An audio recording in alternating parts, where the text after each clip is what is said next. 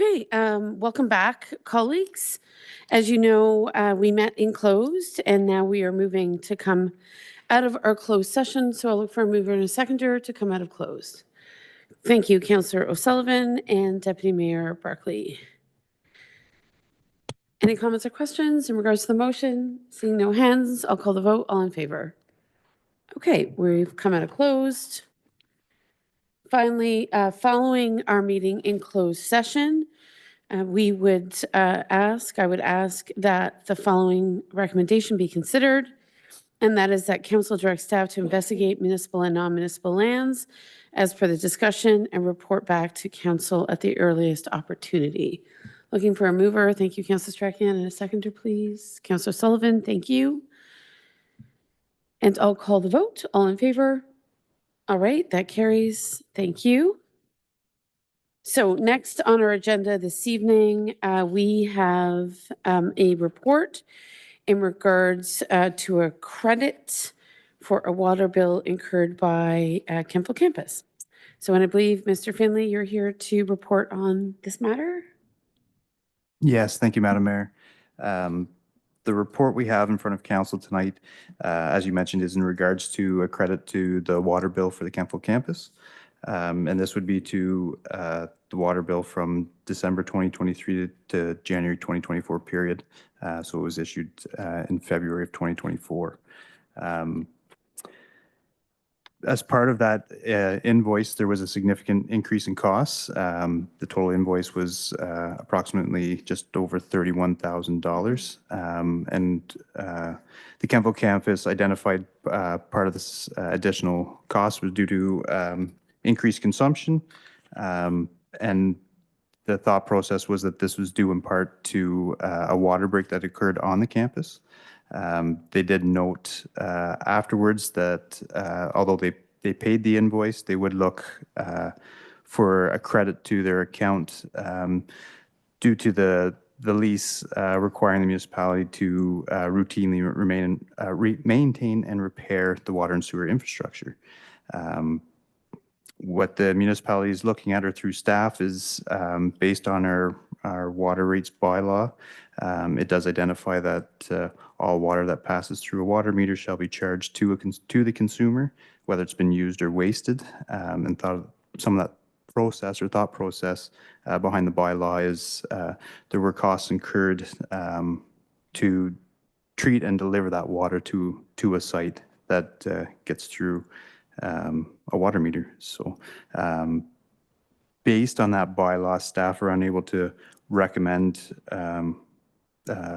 an option of a credit, which is why it's coming to council to see if there's a different decision. But that's the recommendation from staff based on the bylaw, that the amount was delivered to the site and as such being charged per the invoice. I'm happy to answer any questions that council may have. Great. So I'll recognize Councillor Sullivan and then Deputy Mayor. Thank you. Thank you, Madam Mayor, through you to Director Finlay. I note in the report or in the letter that said that the staff initially reached out to Public Works with concerns of an underground water leak or leak in the lawn area on December 28th, still ongoing as of January 3rd.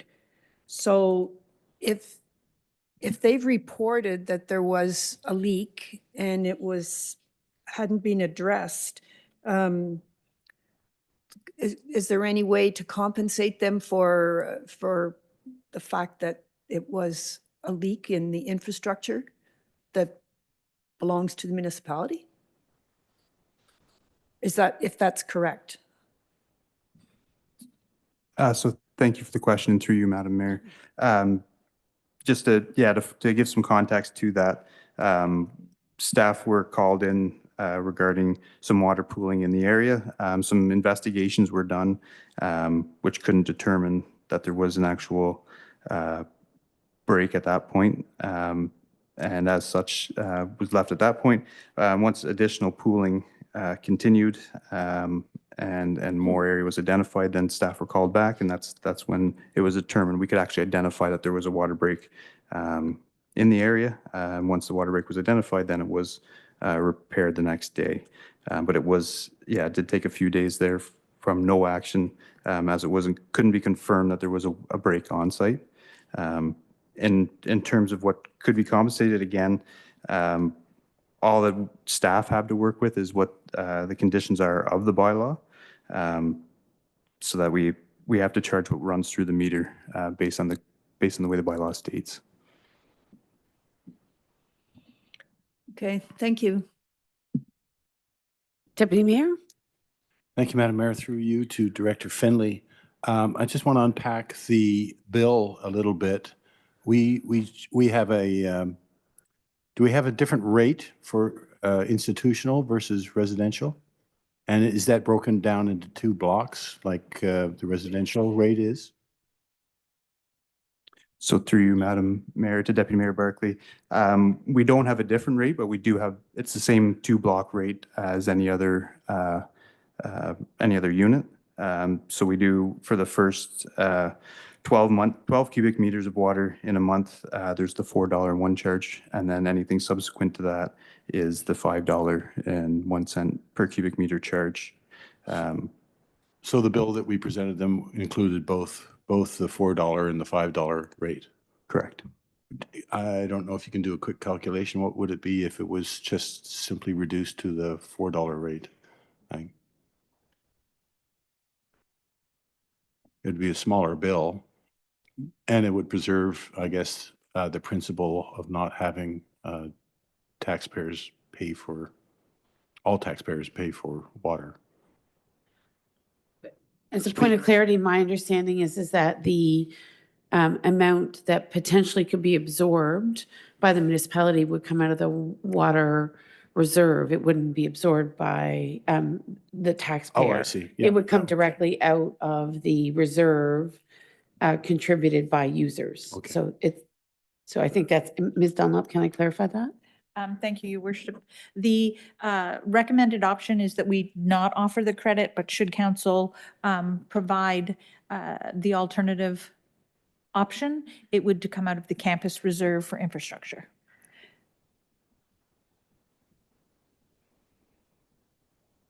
It would come out of the campus reserve, right? Okay. That is the recommendation on the table, but of course, Madam Mayor, the option is we are looking for direction from council. But to clarify, if it weren't to come out of the campus reserve, which is the campus absorbs the cost associated with the water leak for ostensibly municipal infrastructure, then the option to access those resources for that bill would come out of the water and sewer reserve? That would be at council's direction. Yes, because we can't take it out of the taxpayer base. It has to come out of a dedicated water and sewer reserve, I presume, if it's not the campus reserve. Thank you for the question, Your Worship, but no, this is not a specific water and sewer only item. You have the option of general reserves, campus reserves, or water and sewer reserves. Gotcha. So just, I think Mr. Finley was doing some math, and then I'll certainly recognize you, Councilor Strakian.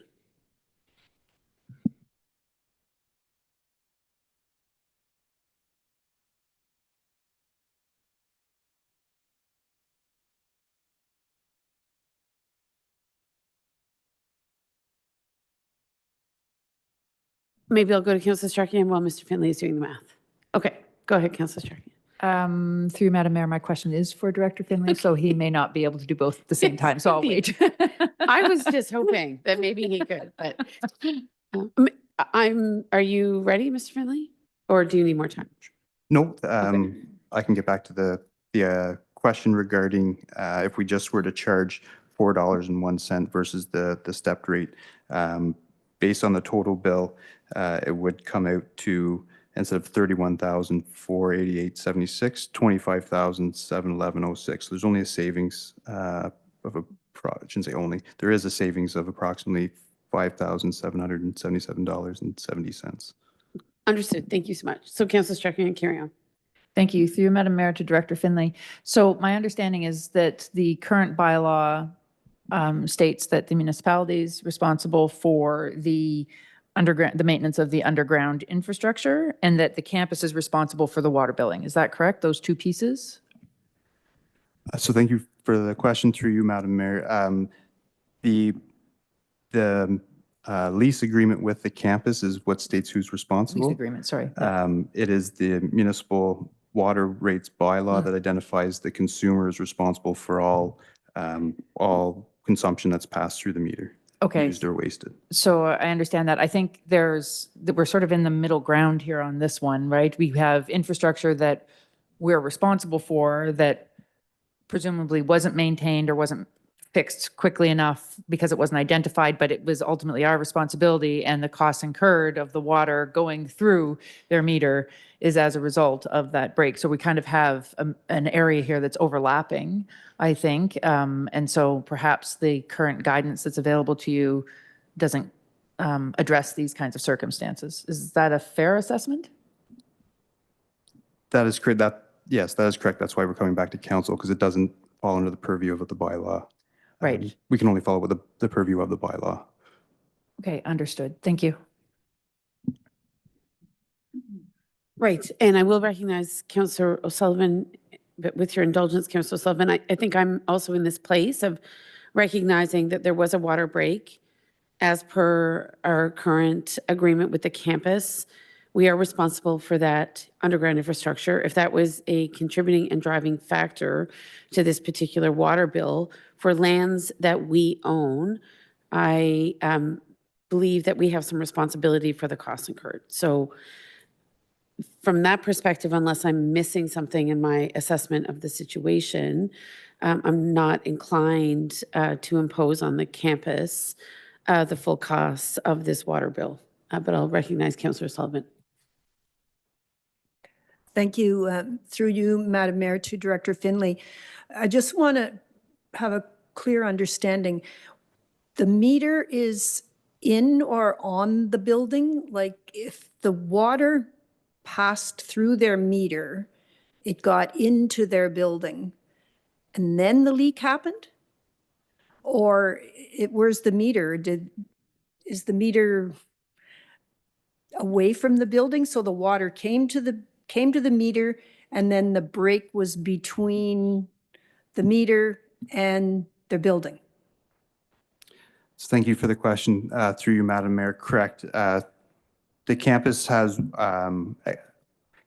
one central meter that's just past the property line in the fields between Concession Road and the first buildings there. And then it has its own distribution system or piping system that feeds all the different buildings on campus. So everything passes through that single line through that meter and then disperses to all the different buildings. So the leak occurred between the meter before it got to a building. Well, I'm inclined to agree that it wasn't their fault. I mean, not necessarily our fault, but it could have been far worse had this happened where it wasn't noticed as quickly as it was. So I don't know what we can do in terms of preventing such an incident from happening again. I think that's the important thing, to make sure that this doesn't happen again to them. So if I may, Madam Mayor, we have identified even through some of our funding to upgrade the infrastructure. That's been identified since the campus was purchased, that a lot of the underground infrastructure needs replacement, and there are some funds going towards that as well as this year to do some upgrades. So hopefully that'll continue to improve the infrastructure in the area. The one item that kind of leaves a bit of gray area, which is why the campus referred to kind of some previous bills, is that there isn't a way to say all that consumption was purely due to the water break. Was there some increase on campus from what the amount they're looking for? Which again, typically what we do is compare to previous usages, so that it's an average. You can't guarantee it, but it's close enough to what they do on a regular basis. But that would be the one piece that we can't contribute the total flows to with full certainty. But yes, we are looking to upgrade a lot of the underground infrastructure on that site. I will recognize Councillor Strachan, but I would note that their letter says, on February 6, 2024, we received a bill for in excess of $31,000. This amount represents a 327% increase over our October-November 2023 bill. For a comparison, our occupancy rate rose approximately 3% between these two time periods. The campus has since received a water bill for February-March 2024 in the amount of $8,628. So while I can accept that we can't, I guess, prove with absolute certainty that there wasn't a massive deviation in water use based upon their assertion in the letter, that 327% increase would suggest that something catastrophic did happen. And clearly there was a confirmed water break, right? Shortly thereafter. So Councillor Strachan, sorry. I was, through Madam Mayor, that was the point I was going to make, is that significant difference between those billing periods, I think, would lead most people to look at the culprit being the leak that wasn't addressed for a variety of reasons in a timely manner. So I think I'm leaning in the same direction as Councillor Sullivan and the mayor to say that we should be paying the campus back for all or at least a large portion of what that is, as they've identified here. That the responsibility was on us to maintain that infrastructure, which likely is the cause of that overrun. So council colleagues, with that in mind, obviously one of the options is that we approve the campus's request and provide a credit on the water bill account for the Kemptville campus. The credit, the source of that credit, I think to Ms. Dunlop's point, is at our discretion. So it could come out of the water and sewer reserve, or certainly it could come out of the campus reserve. Again, that's at our discretion. We know that the campus reserve is intended, obviously, to address a lot of different repairs on campus. But once again, at this stage, the municipality is in charge of and responsible for that underground infrastructure. So I'm not convinced it should come out of the campus reserve, but I see the practicality of not taking it out of our own reserve, but I defer to all of you to provide direction on that. So if we accept that we were responsible for the breakdown in infrastructure, then I'm not sure it should come out of the campus reserve necessarily. I see that there's some caution in the report around setting a precedent, but the reality is the municipality is responsible for maintenance of underground infrastructure. If there is an infrastructure break, which appears to have contributed largely to a $22,000 overage on a bill, then I think it might be more practical that it comes out of the water and sewer reserve. But again, I look to council colleagues for a motion. Deputy Mayor? And I should apologize, the clerk has provided some direction, but I'll recognize Deputy Mayor and Councillor Sullivan. Thank you, Madam Mayor. To your suggested motion, this may be difficult to follow, but I guess I can formulate this in terms of a question to Director Finley, if I might. With this kind of water main break, do we usually charge it according to our breakdown of tier 1, tier 2? I just don't see the advantage of if there's an accident or a problem of, kicking up to that $5 rate rather than counting the entire meter at the $4 rate. Your calculation says it would reduce the original bill by $5,000. And, it may be a moot point, but, the motion could be to reduce the bill by $5,000 and then have to credit them the $8,600 that they say they spent in February, March, which would leave them about, we'd be offering them a rebate going forward of $17,000. I don't know if it makes much difference. I'm not answering your question about which reserve it should come out of. They've incurred the cost. So the letter says the campus has paid the amount owing to ensure no additional late charges were filed. Okay, So a total of $31,488.76 has already been paid. right. Well, then I would forgive them $5,000 of that additional cost by being in the $5 tier. I'd credit them that at least, and then the difference in terms of a rebate. Right, and I guess you're just doing the math on how the the water fees were calculated, right? You have a different methodology for the math that got us to It a just means that- $22,000 It just means the overage. rebate is for 17,000 and change rather than for 22,000 and change. Right. Okay, so that's a possibility, or we grant the $22,860.13 of credit. So Deputy Mayor, if you're moving for the forgiveness of a smaller amount, then I will look for a seconder for that motion. I don't know if you'll have it. Okay. So I'm seeing that council directs staff to provide a credit to the Kemptville campus for their, I guess it's their water account. It's water, wastewater, or just water, Mr. Finley?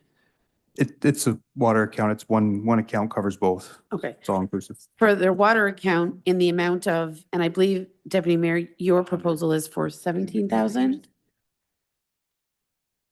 17,082.43. So that's 5,000 less than what they've sought. Yeah, So Charge them. I'm not sure that I entirely understand your math, but you've made the motion. I'll see if there's a seconder. Don't see that we have a seconder, so we'll go back to, I think, the original proposition, which is that council directs staff to provide a credit to the Kemptville campus for their water account in the amount of $22,860.13 to be funded from a reserve. So do we have a mover for that? Councilor Strachan? Yes, if I may, before moving this, I think my suggestion would be for which reserve. Yes. If the campus reserve, I think a reserve in general is, to a certain extent, a rainy day fund. And I think this would be an appropriate use of the campus reserve fund to cover that so that it doesn't take away from funds that could be used for the broader tax base in the community. So I think that not to put it into a general, remove it from a general fund, but one that's specifically focused in that area. So we have a water, wastewater reserve, and we have a campus reserve. Yes, and perhaps the water wastewater, I think, is also for a much broader community, although not the entire municipality. So I don't think that necessarily that would be an appropriate use of those funds in this specific instance. So are you willing to move this motion with a reference to the campus reserve then? I would. Okay, so do I have a seconder? Councillor Sullivan, go ahead. Thank you, Madam Mayor. Through you to Director Finley. I just want to clarify the difference in the threshold between the $4. Oh. Sorry. Oh, sorry. The difference in the threshold between the $4 and the $5 rate. What is that threshold? How many cubic meters? Thank you for the question, and through you, Madam Mayor. The difference is it's 12, any consumption over 12 cubic meters of water per month. So it'd be 24 cubic meters in a billing period. Okay, and is that the same as an individual residence? Correct. And yet this meter is for the entire campus. Correct.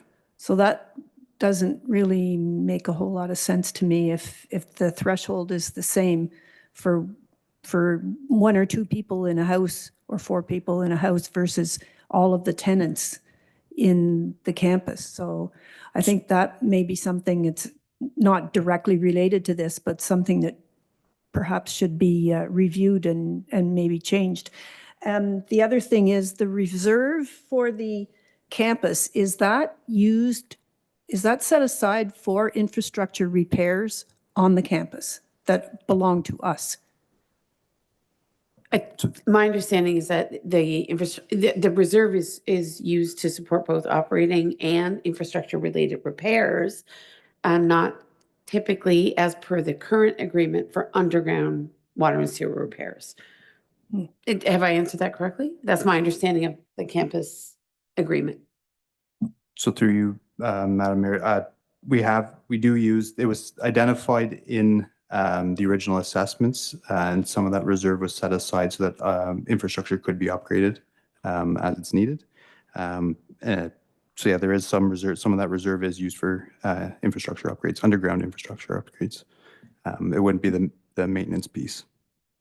And do we have an example of where the campus has spent its reserve on underground water and sewer? Because I'm certainly that's news to me, that they would be paying for underground water and sewer. I certainly know they pay for lots of facilities and roofs and building maintenance and some other things, but I'm not aware of underground water and sewer expenditures. Thank you. So there were some hydrant replacements. This was before the municipality was doing maintenance on that. It was done through that reserve through the campus. There was some valving as well. Those are the two that pop into my head that I'm aware of. I can't, without going through it, I'm not sure if there was more or not. Okay. Great. But we approved an agreement as a municipality at a council table where we deemed that underground water and sewer was a responsibility of the municipality. And that was in 2020? 2018. So that was in 2018, that agreement. Okay. All right. I mean, certainly there's lots of infrastructure upgrades, I think both below ground and above ground that certainly are at bay at the campus. There's no doubt. It's an older property. There's lots of work to be done. We do, I think, have a motion that Councillor Strachian approved. That Councillor Strachian moved that proposed that the $22,860.13 would come from the campus reserve. So do I have a seconder for that? Councillor O'Sullivan, you'll second it? Okay. So is there any further discussion on this particular motion? Yes. Deputy Mayor? Yeah, I hate to be a nudnik about this, but A which? nudnik. Oh, it's a new Yeah, term for me. Okay. Okay. But perhaps taking into account that we are charging them the higher rate, I'm suggesting that maybe we split what reserves that comes out of, that the 5,377 comes out of the water wastewater. As I wouldn't characterize it as an overcharge, but you can think of it that way, and that the 17,000, the remainder, come from the campus reserves. Okay, excellent. And I guess you're proposing an amendment to the Amendment, original yep. motion. And I'll go back to the mover. Councillor Strachian, are you amenable? Yes, I am. Okay, great. So I think as long as the mover is amenable, I can proceed with the amended motion? Yes. Could you repeat the numbers that you've proposed for Ms. Preston's note keeping? I may not have all the pennies I and believe dimes. Ms. Dunlop has them? Okay. Go ahead. Oh, you need your mic, thanks. Sorry, your worship. I have the first part out of the water and wastewater is 5,777.70 and the campus reserve at 17,082.43. I have not confirmed the math. But it's good approximate math is my understanding. Okay. Does that give you what you need, Ms. Preston? So we have an amended motion on the table. Thank you, Councillor Strachian, for being friendly to that amendment. And I think nothing else is foreseen for this motion except for me to call the vote, right? Okay. Calling the question, all in favor. Okay, that carries. Okay, well, thank you, Mr. Finley, for that report. And I know we'll be in lots of conversation with the campus about how we can ensure that their underground infrastructure is in tip-top shape in the coming months. So hopefully we'll get to that sooner rather than later. Okay, so next we're going to go to our water and wastewater budget. Both operating and capital colleagues were presented last Wednesday, late into the evening. So as you know, we were reserving the substance of a discussion for this evening, notwithstanding that a couple of us did ask some preliminary questions, but I know there were some other questions that were not answered that this on Wednesday evening. So I think we're looking to clarify any items that were of concern or, obviously were things that we wished to have clarified before we consider the adoption of both the operating and the capital budget for the water wastewater division. So with that, do we have Mr. Delaney? Did I say it right? Dancy, I apologize. I'm so sorry. My glasses don't work very well, so I was reading Delaney, but it didn't sound right. So Mr. Dancy, did you want to, or Mr. Finley, did you want to provide some supplementary information based upon the questions that were posed last week?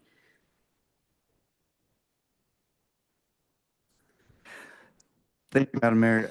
Yes, I can get into a couple of questions that were asked. Sure. I only had the three, so if I do apologize, and we can go through them again. So one question that did come up was in terms of the percentage of reserves. And my understanding was the intent to understand that we're dropping we're taking 2.2 million from the current reserve that's in there, that's in the water and sewer reserve. And our understanding, based on going through our 2020 rate review, is that rate review didn't provide a recommendation, but did identify through the process that by 2031, provided we stayed on track with that proposed study, that there would still be $2.1 million left in the reserve. So we are still in line with that at the moment. We did have a question in regards to the video surveillance and the cost for the $100,000 for the EQ booster pump station, the Kernahan pump station, the Alfred pump station, and the Van Buren pump station. Again, we went back and had a chat. We don't have quotes because we don't have an approved item to go through. So we did get some rudimentary budgetary numbers based on some preliminary understanding of what would be required at these stations. And again, it's a number of multiple cameras that report back to a station at each site, and then go back to the central location. So again, it's a number of sites, and because we're looking at just budgetary values, we are intending we can refine that as we get through the tendering process. But that was what was provided to us for our budget. The other question, I believe, was in regards to the safe tote handling equipment, which chemical tote handling equipment, I apologize, for $200,000. And again, it's heavy equipment to move totes that are full of our chemical or treatment chemical, phosphorus removal. And again, from budgetary quotes we were able to get from suppliers without getting into specific details, that 200,000 is what we understand would cover the skid steer type equipment to handle that. Again, if we can refine the needs through a tender, we do expect that we can hopefully come below that budgetary number. Those were, I believe, the three questions I had, but I'm happy to answer any more questions the council has. Thank you very much, Mr. Finley. So I'll recognize Deputy Mayor. Go ahead. Through you, Madam Mayor, to Director Finley. That first question was mine, but I probably didn't, I apologize, I probably didn't articulate it the way I wanted. I understand that our expenses are 39 million approximately, which include the debt servicing payments. I think that's really important for the public to know.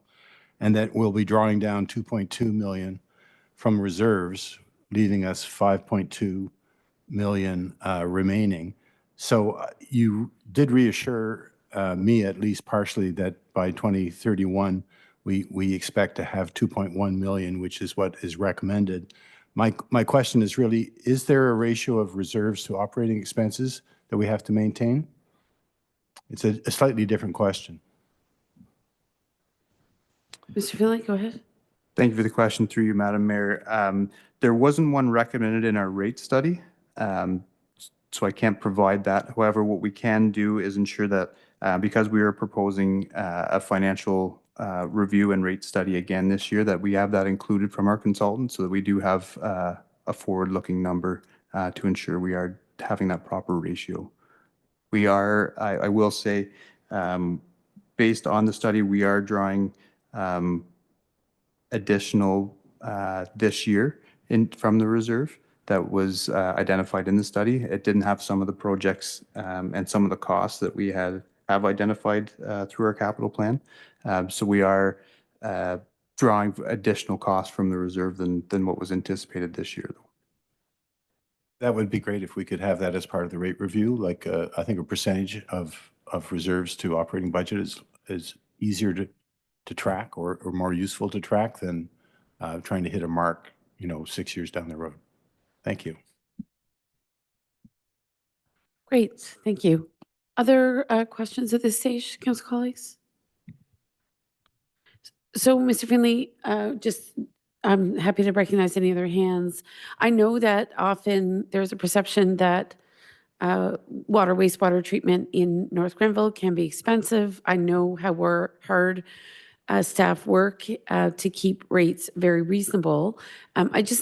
Can you remind me how many properties are serviced by our wastewater treatment facility right now? I mean, it would be effectively, I know, the urban serviced area, but I'm just curious to know if we have that number handy. Thank you for the question, Madam Mayor. It gets a little bit tricky.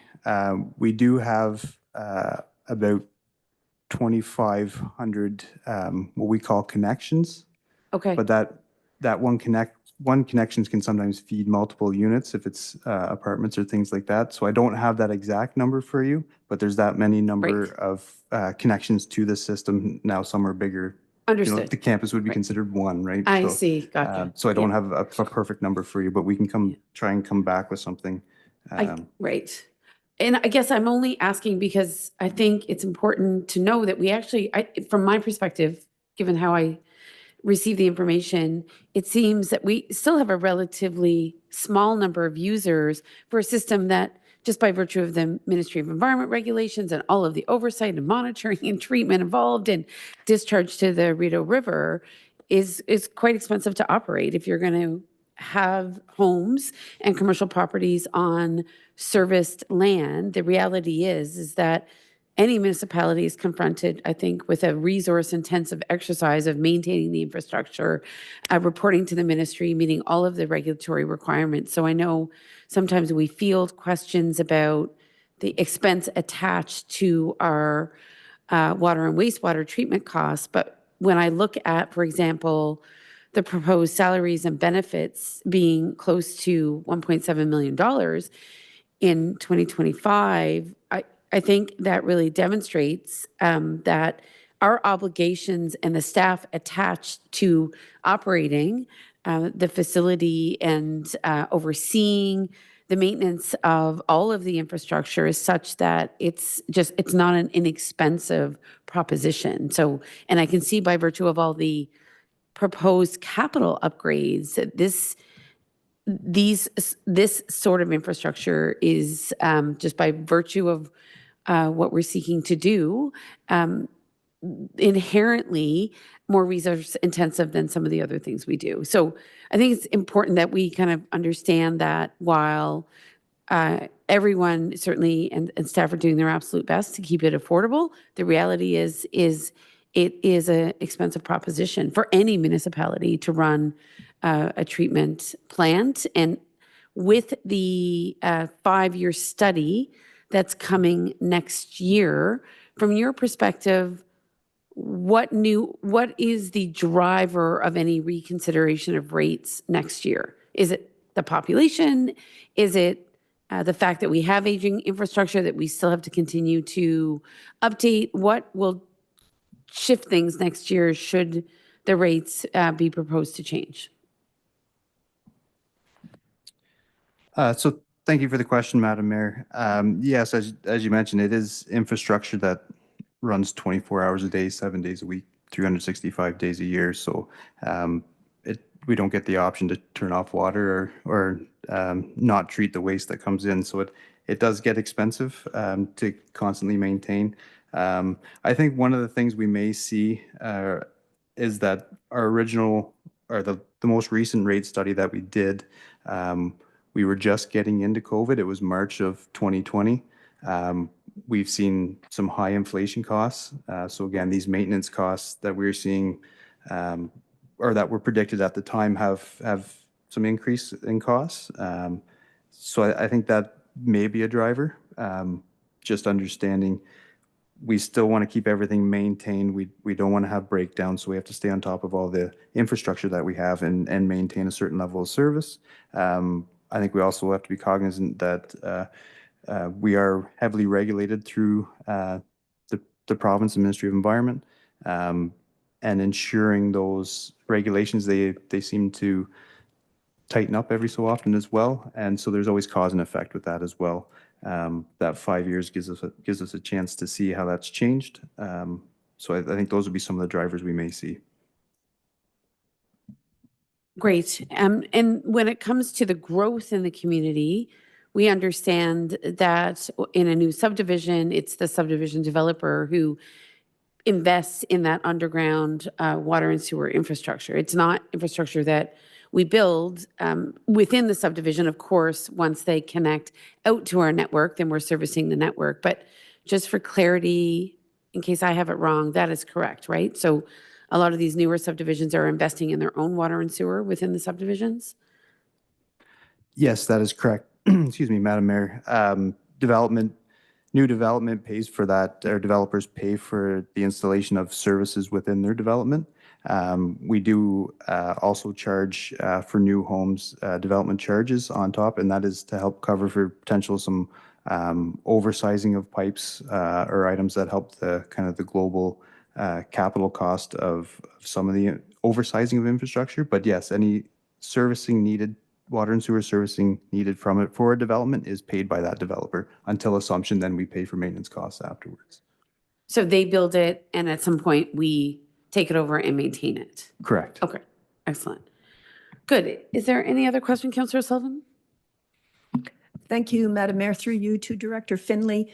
On the development charge slide, I think it's number 6, it says rural service septage.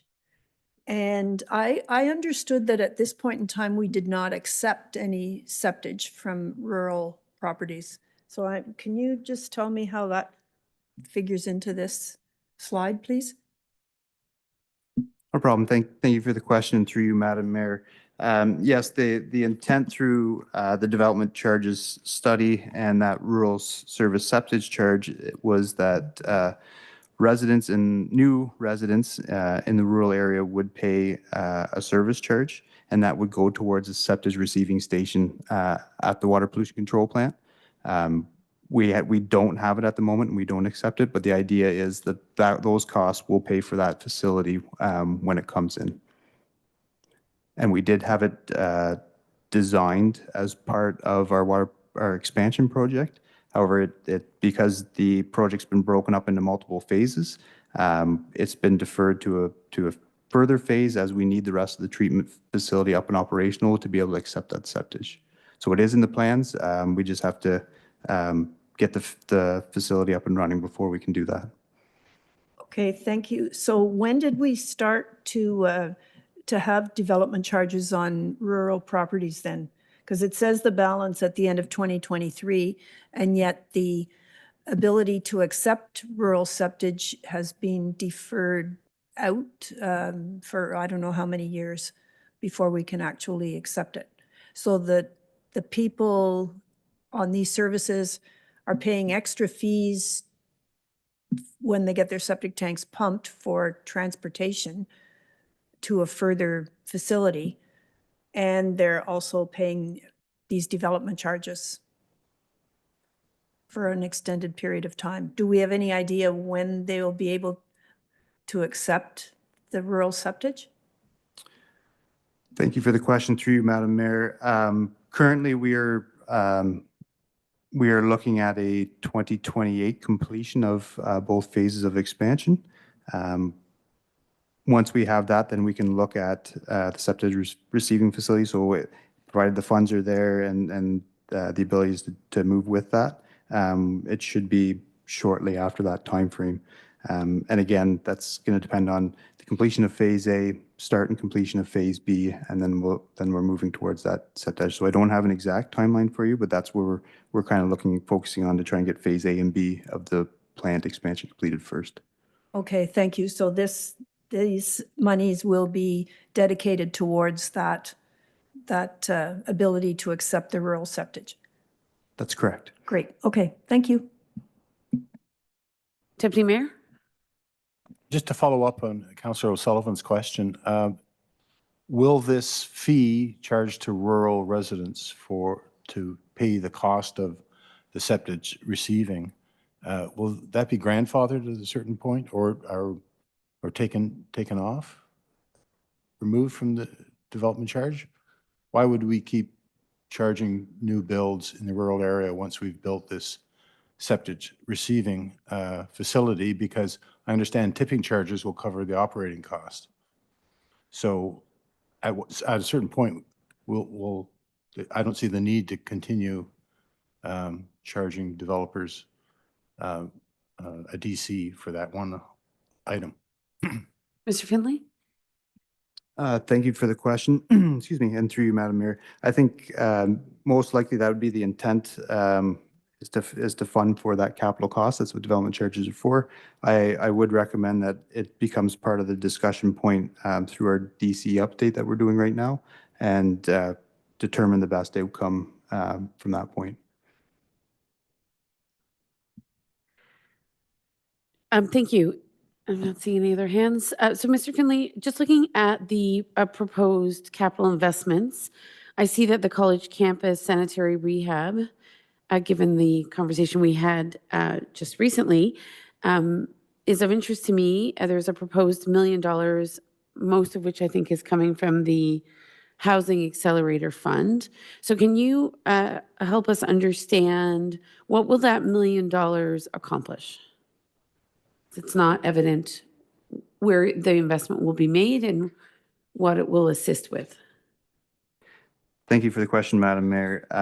So what that funding is there to assist with is repairing a lot of the sanitary mains and reducing the amount of non-wastewater that we're getting into the system. So there's kind of multiple pieces that should help with. One, it repairs that infrastructure and separates the storm water from the sanitary water, which in turn should reduce the amount of water being sent to the treatment plant so that we have to treat unnecessarily water. So that should open up capacity by removing those waters, which would allow for other development or other areas for the plant to operate more efficiently. So that's what that is set aside. Last year, we did a program where we went through and videotaped the sewers, the sanitary and storm sewers, to identify where some of these issues are, and are looking to do those upgrades based on what we saw last year. And when you're, so I guess you're replacing, is it wastewater pipes? Correct. It'd be a combination of replacing some sanitary pipes, potentially through somewhere the manholes are, separating the sanitary and the storm. We will look to optimize those layouts as we're going through, but it'll be basically replacement with newer updated pipes that aren't cracked or have holes in them, or aren't connected to the storm system. And will that reduce or minimize the vulnerability for water main breaks, or is that a whole other scenario? Thank you for the question. No, that was not for the water main breaks. Right. That was looking at the sanitary and storm systems. So, and are the pipe networks similarly laid out? So where you would see that maybe there was vulnerability in a sanitary pipe, would it be the case that maybe there would be vulnerability in the water main pipes as well? Or are they, I mean, obviously the infrastructure is separate, but when you're digging things up to look at the integrity of the piping system, I'm just wondering if, as you do that, you will become perhaps more aware of where the vulnerability might lie on those water mains, right? Which obviously likely created the situation that we were just discussing. Thank you for the, excuse me. Thank you for the question. Yeah, I think there will be opportunities. We won't expose the water main as kind of we're doing a lot of that work, but it will help identify, especially if we're crossing it or coming close to it. If we don't identify that, say there's some backfill that's probably not ideal in this by the sanitary main, excuse me, that it's also, excuse me, sorry about that, that it's also you can assume that's maybe around the water main as well, because they both were put in roughly the same time. So it will give us a better understanding of maybe some areas to focus on. But we won't be going along and exposing all the water mains that we would be doing with the sanitary. Thank you. And then the other thing I know is you have included nearly $1 million for County Road 43, including the bridge crossing. Can you remind me, is this the totality of what we're spending on water and sewer for the upgrades on 43? I don't believe so. I think our obligations are well beyond $1 million from what I recall, given that our municipal contribution is closer to 10 million for all of the related works for which we are responsible as a municipality. So what does that 1 million propose to do this year for County Road 43? Thank you for the question, Madam Mayor. You're correct. This is just a proportional share that we broke up over the multi-year I see. phase of the project. Right. So it's what we expect in 2025 to spend. We did look at, I was just trying to get it on my head, I believe it was around $5 million for a combined water and wastewater portion, but I'd have to break those out even a little Yes. bit more. But it's not the full piece. Right. So because we have water and sewer on County Road 43, multi-use pathways, lighting, trees, anything else? PXOs? Correct. Okay. So that's the totality over 10 million, but about half is for water and sewer. Correct. And you are obviously anticipating in the next year that our contribution for water and sewer for County Road 43 will be likely a minimum of $1 million, if not more. It'll be similar to what we're Okay. showing here. Okay. So we've undertaken work in obviously this previous year to cover off some of those expenditures. Correct. Okay, great. All right, colleagues, anything else from a water, wastewater, operating and capital? It looks like a very busy year, Mr. Finley. Are you confident that you can tackle this long list of improvements? Thank you for the question. We did have a good chat with our staff. There is a lot on the docket. We do feel confident that there's a lot of good improvements here that we can get through to make both systems better. On top of the expansion, which I know largely is being undertaken by a contractor, so our own staffer would be less implicated in that, I presume, though there's still some oversight on, and I'm sure close and careful monitoring by yourself. Correct. We spend a lot of time ensuring that project is moving along smoothly. Okay, excellent. Well, if there is nothing else from council colleagues, then I'll look for the consideration of the motion that council adopt the 2025 operating capital budgets for the water and wastewater division, and that council direct staff to include this budget as presented within the 2025 budget bylaw. I meant to just highlight that Ms. Wheeler couldn't be with us tonight. She had hoped to be, but unfortunately due to some family matters that were quite unexpected, she's not with us. So we want to thank Mr. Dancy for being here and available. I think we're all very aware that this year, due to the $34 million proposed expenditures around the expansion of the sewage treatment facility, there's a lot of work going into how we debenture that and also manage that debt going forward. So I think later this year, we'll look forward to a much more fulsome discussion on the details of that debenture. But I believe for the purposes of this budget, we're just assigning or validating the proposed 34 million as part of the costs that are attached to the tender that we awarded earlier this year. So I think I have that right, Mr. Finley, right? That's articulated accurately? That's correct. Okay. So the recommendation has been read. Do I have a mover and a seconder? Councillor Strachan, Councillor Sullivan, thank you. And I'll look for any last comments or questions. I'm not seeing any. All right, I'll call the vote. All in favor? All right. That carries. Thank you, and thank you, Mr. Finley, for being here for another evening.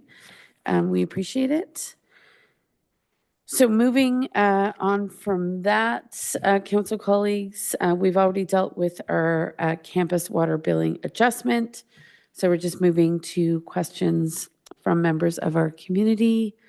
And shockingly, there really is no one here. But I hope they know we've definitely tried to do our due diligence and thank our staff for their comprehensive reports. So we'll go to close of meeting. This is the confirmation bylaw. Be it resolved that bylaw 1125 to confirm proceedings of council at its special meeting held on Feb 10th be adopted and passed. And Deputy Mayor, would you like to move that, please? Thank you, and Councillor Strachian. And I believe we did lose Councillor Wilson. She did not join us for the second portion. All right, so I'll call the question. All in favor?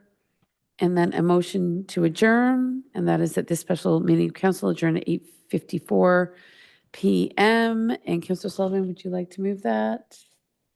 And Deputy Mayor, you'll second, and I'll call the vote. All in favor? All right, that carries.